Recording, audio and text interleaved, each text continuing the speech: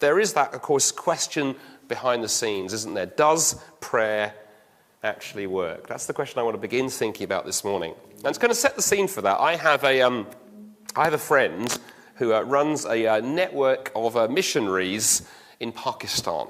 Very, very, very dangerous work being a Christian missionary in Pakistan. It's a very difficult part of the world where you can easily be persecuted, or far worse, for your faith. And on one occasion, one of his team, a man called Abdul, was on a train travelling through the countryside on his way eventually to Lahore, one of the big cities there in Pakistan. And Abdul found that the train compartment he was in was divided into subcompartments. And Abdul found himself sitting in this sort of compartment on the train, almost knee to knee, with a very Muslim-looking gentleman. And they began sort of chatting away, making small talk and so on. But as the train lumbered through the countryside, Abdul felt that God was telling him that he needed to give his Urdu New Testament to the man sitting opposite him. Now, the man sitting opposite him was very obviously Muslim. I mean, everything about his dress and so on communicated as very serious Muslim.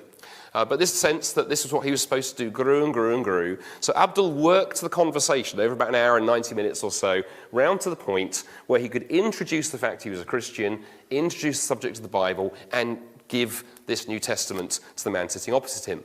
Well, at the moment that he handed over the New Testament, his new friend let's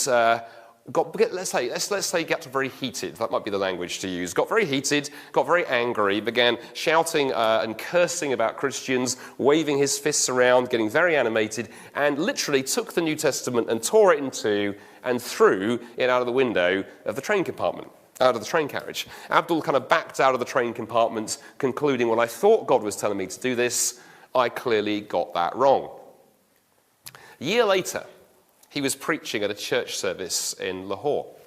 During the church service, they had a time of testimony. The pastor, a bit like Gordon did, went round with a microphone and asked people to tell stories of what was going on in their lives, anything happening, and so on and so forth.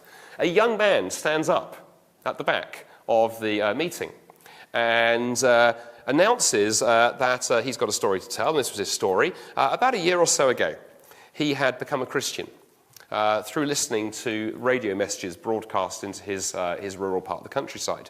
Become a Christian listening to Bible radio broadcasts. But he was the only Christian in his village. He was all on his own, and he had no Bible. All he had was the radio. And as he grew deeper slowly in his Christian faith, he really, really wanted a copy of the Scriptures that he could read in his own language. So he began praying that God would send him a Bible that he could read. At the back of the family farm where he lived ran the railway tracks.